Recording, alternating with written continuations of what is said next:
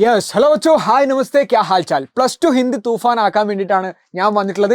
എല്ലാ ചാപ്റ്റേഴ്സിൻ്റെയും Onam exam portion ആയിട്ടുള്ള നമ്മുടെ മാതൃഭൂമി ആയിക്കോട്ടെ, ഭേട്ടി കെ നാം ആയിക്കോട്ടെ, പിന്നീട് മേരെ ഭാരത് വാസിയോ നമ്മൾ പഠിച്ചു. അതിനുശേഷം സുറിനാമെ പെഹ്ലാ ദിൻ, ഫിർ ക്യാ ആതാ ഹൈ, മേരെ ലാൽ ഹേ ഖാന, പിന്നെ അവസാനമായിട്ട് ദോസ്തി. ഇത്രയും ചാപ്റ്റേഴ്സ് ആണ് നമ്മൾ ഓണം എക്സാമിലേക്ക് സെറ്റ് ആക്കേണ്ടത്.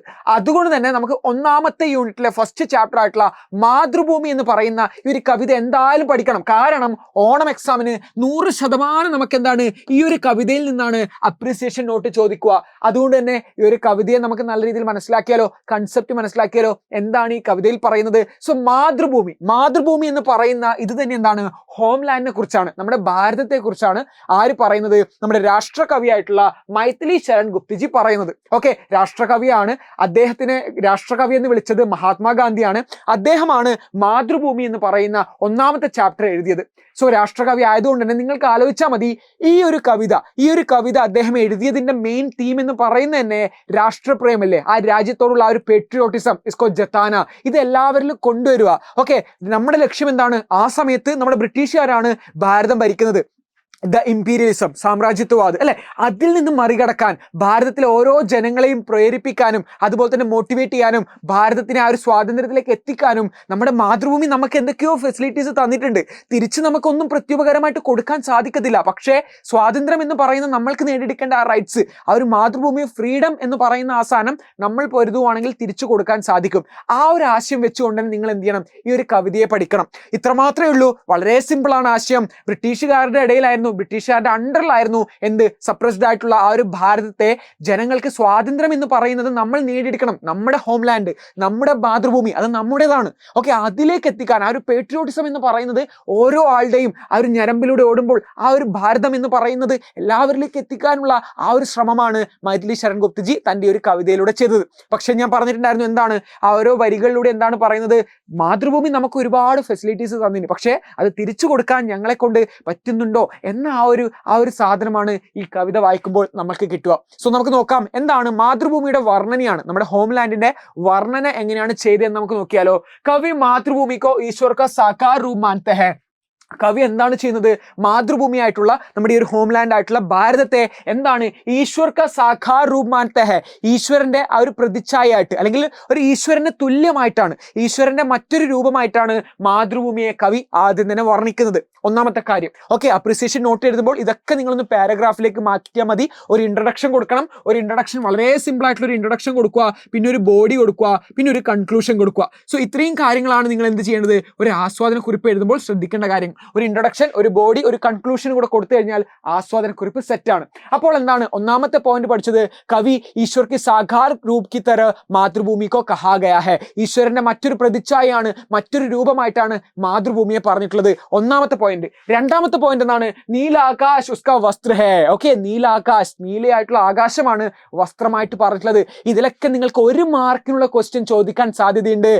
മാതൃഭൂമി കാ വസ്ത്ര ക്യാ ഹേ, ഉത്തരം നീലാംബർ, നീലാകാശ് എന്ന് എഴുതി കഴിഞ്ഞാൽ 1 മാർക്ക് നിങ്ങൾക്ക് ഈസി ആയിട്ട് വാങ്ങിച്ചെടുക്കാം. സോ ആ ഒരു മാർക്കിലെ ക്വസ്റ്റ്യനും ഈ വരികളിലൂടെ ചോദിക്കും. അടുത്ത എന്താണ്, സമുദ്രകർദനി, സമുദ്രം എന്ന് പറയുന്ന നമ്മുടെ ആ ഒരു നദികളെ എന്താണ് പറയുന്നത്, അരഞ്ഞാണമായിട്ടാണ് കവി പറയുന്നത്. അവർ സൂര്യചന്ദ്രമ മുക്കുഡ് ഹേ, സൂര്യനും ചന്ദ്രനും കിരീടമായിട്ടാണ് ആര് പറയുന്നത്, കവി പറയുന്നത്. മാതൃഭൂമിയുടെ കിരീടമായിട്ടാണ് സൂര്യനെയും ചന്ദ്രനെയും പറയുന്നത്. ഓക്കെ, സൂര്യനും ചന്ദ്രനും എന്താണ്, മാതൃഭൂമിക്ക് ജോ മുക്കുഡ് ഹേ, മുക്കുഡ് കാ മത്ലബ് ക്യാ ഹോത്താ ഹൈ ബച്ചോ, കിരീടമാണ്. പഠിച്ചു വെച്ചോളൂ. കിരീടം ഏതൊക്കെയാണെന്ന് ചോദിച്ചു കഴിഞ്ഞാൽ നിങ്ങൾക്ക് എഴുതണം. ഓക്കെ, ആരൊക്കെയാണ്, ചന്ദ്രനും സൂര്യനുമാണ്. സെറ്റ്. നദിയാം പ്രേമ പ്രവാഹ, ആ ഒരു മാതൃഭൂമിയുടെ ആ ഒരു സ്പോണ്ടാനിയസ് ആയിട്ടുള്ള ലവ് നമ്മളോട് കാണിക്കുന്ന അതെങ്ങനെയാണ്, നദിയാം പ്രേമ പ്രവാഹ. ഒരുപാട് നദികളൊക്കെ ഹിമാലയത്തിൽ നിന്ന് ഉത്ഭവിക്കുന്നുണ്ട് അല്ലെ. സോ ആ ഒരു നദികളൊക്കെ എന്താണ്, ആ ഒരു മാതൃഭൂമിയുടെ സ്നേഹത്തിന്റെ പ്രവാഹമായിട്ടാണ് കവി വർണ്ണിക്കുന്നത്. ഓക്കെ, അടുത്ത എന്താണ്, ഫൂൽ താരെ ഉസ്കെ ആഭൂഷൺ ഹേ മണ്ടൻ ഹേ. ഫൂൽ താരെ മണ്ടൻ ഹേ, മണ്ടൻ എന്ന് പറഞ്ഞു കഴിഞ്ഞാൽ ആഭൂഷണമാണ്. സോ പൂക്കളും നക്ഷത്രങ്ങളൊക്കെ എന്താണ്, മാതൃഭൂമിയുടെ ആഭൂഷണമായിട്ടാണ് കവി വർണ്ണിക്കുന്നത്. സെറ്റ്.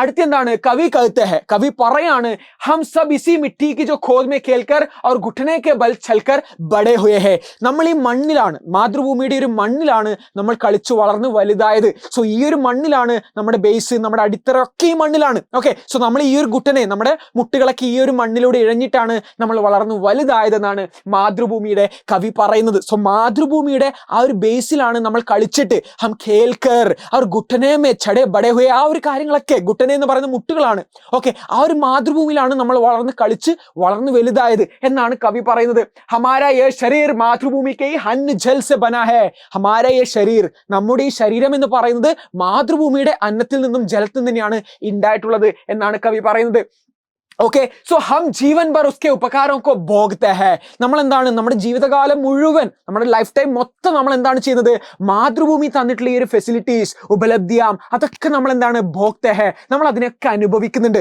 മാതൃഭൂമിയാണ് നമുക്ക് വേണ്ടിയിട്ട് പ്രകൃതി ആയിക്കോട്ടെ നമുക്ക് വേണ്ടി ഭക്ഷണം ആയിക്കോട്ടെ വീടായിക്കോട്ടെ ഒക്കെ നമുക്ക് സെറ്റ് ചെയ്യാൻ വേണ്ടിയിട്ടുള്ള ഈ ഒരു എൻവയോൺമെന്റ് ഈ ഒരു ചുറ്റുപാട് ആരാണ് നമുക്ക് തന്നത് മാതൃഭൂമിയാണ് നമുക്ക് തന്നിട്ടുണ്ടായിരുന്നത് ഓക്കെ സോ ഇസിലേ ഉസ്കാ ഖർജ് കബീ നഹീ ചുകാ സക്തേ ഹേ ഇസ്കാ ഖർജ് കബീ നഹീ ചുകാ സക്തേ ഹേ ഈ ഖർജ് എന്ന് പറയുന്നത് എന്താണ് ഒരു പ്രത്യുപകാരമാണ് അല്ലെ നമ്മൾ എവിടെയെങ്കിലും താമസിച്ചു കഴിഞ്ഞാൽ അവിടെ റെന്റ് കൊടുക്കും ഒരു ചെലവ് അല്ലെ അതാണ് ഖർജ് എന്ന് പറയുന്നത് പലപ്പോഴും എന്താണ് നമ്മൾ പറയില്ലേ പ്രതിഫലം എന്ന് പറയുന്ന സാധനമാണ് അപ്പൊ ഈ മാതൃഭൂമി നമുക്ക് തന്ന ഈ ഫെസിലിറ്റീസിനൊക്കെ തിരിച്ചൊരു പ്രതിഫലമായിട്ട് നമുക്കൊന്നും കൊടുക്കാനില്ല അല്ലെ ഹമാര യേ ശരീർ ഉസ് മിട്ടി മേ ഹി മിൽ ജായെംഗെ അവസാനം നമ്മുടെ ഹമാര ജോ ശരീർ ഉസ് മിട്ടി മേ ഹി ക്യാ ഹോയ ഹെ ഇസ്മേ ഹി ക്യാ ഹോ ജാത്തെ ഹെ മിൽ ജായെംഗ അതിൽ തന്നെയാണ് നമ്മുടെ ശരീരം അവസാനം നമ്മുടെ ക്രിമേഷൻസ് ഒക്കെ ഉണ്ടാകുമ്പോൾ എന്താണ് അവസാനം നമ്മുടെ ഈ ശരീരം എന്ന് പറയുന്നത് മാതൃഭൂമിയിൽ തന്നെയാണ് ലയിക്കുക മിൽ ജായക സോ നമ്മൾക്കറിയാം നമ്മൾ ഒന്നും ഇവിടുന്ന് കൊണ്ടുപോകുന്നില്ല നമ്മൾ വരുന്നു പോകുന്നു ഒക്കെ ഈ ഒരു മാതൃഭൂമിയുടെ അകത്താണ് സോ അതുകൊണ്ട് തന്നെ നമ്മുടെ ലക്ഷ്യം എന്ന് പറയുന്നത് ആ ഒരു സ്വാതന്ത്ര്യം വാങ്ങിച്ചെടുക്കുക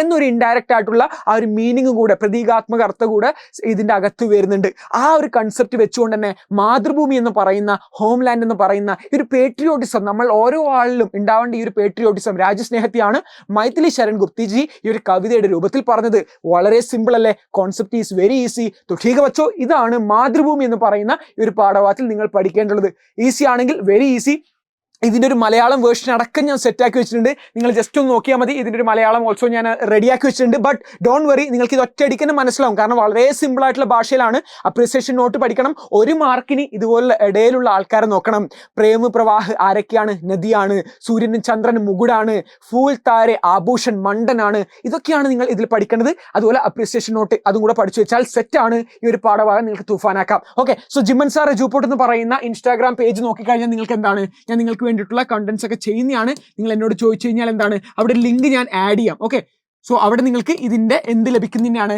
നിങ്ങൾക്കുള്ള ഇതിൻ്റെ മലയാളവും ഹിന്ദി എല്ലാ ചാപ്റ്റേഴ്സിൻ്റെയും നോട്ട്സ് ഓണം എക്സാം പോർഷൻ്റെ എല്ലാ ചാപ്റ്റേഴ്സിൻ്റെ നോട്ട്സിൻ്റെ ഒരു റീല് നിങ്ങൾക്ക് അവിടെ കാണാം നിങ്ങൾ അവിടെ പോയി കഴിഞ്ഞാൽ നിങ്ങൾക്ക് എല്ലാ നോട്ട്സും ലഭിക്കുന്നതിനാണ് ഓണം എക്സാം 2026 +2 ഓണം എക്സാം നമുക്ക് തൂഫാനാക്കാം तो कॉन्फिडेंस में रहो बच्चों बी कॉन्फिडेंट मैं आपके साथ हूँ I will definitely explain what ever you need നിങ്ങൾക്ക് വേണ്ട കാര്യങ്ങളൊക്കെ ഞാൻ ചെയ്തു തരുന്നതായിരിക്കും സോ നിങ്ങളുടെ അഭിപ്രായങ്ങളൊക്കെ ഒന്ന് കമന്റ് ബോക്സിൽ അറിയിക്കാം ഈ ഒരു പാഠഭാഗം നിങ്ങൾക്ക് എത്രമാത്രം മനസ്സിലായി എന്നൊരു കാര്യം ഒന്ന് കമന്റ് ബോക്സിൽ അറിയിച്ചോളൂ तो ठीक है बच्चों बहुत बहुत धन्यवाद ഇതൊക്കെ ഒന്ന് എഴുതി ഒന്ന് പ്രാക്ടീസ് ചെയ്യണം എക്സാം ഹാളിൽ പോയി എഴുതുമ്പോഴാണ് പ്രശ്നം അല്ലെങ്കിൽ it's very easy so thank you बच्चों मिलते हैं अगले वीडियो के साथ आपकी जो अभिप्रायങ്ങളൊക്കെ कमेंट बॉक्स में डालना मत भूलो सो एक बार लाइक भी करो अपने दोस्तों के साथ നിങ്ങളുടെ ഫ്രണ്ട്സിനൊക്കെ ഒന്ന് ഷെയർ ചെയ്ത് കൊടുത്തോ ഹിന്ദി പഠിക്കാതെ നിങ്ങളുടെ സുഹൃത്തിനൊക്കെ ഒന്ന് അയച്ചു കൊടുത്തോ എല്ലാവരും പഠിക്കട്ടെ നമുക്ക് എന്ത് ചെയ്യാം ഈ ഒരു ഓണം എക്സാം തൂഫാനാക്കാം तो ठीक है बच्चों मिलते हैं थैंक यू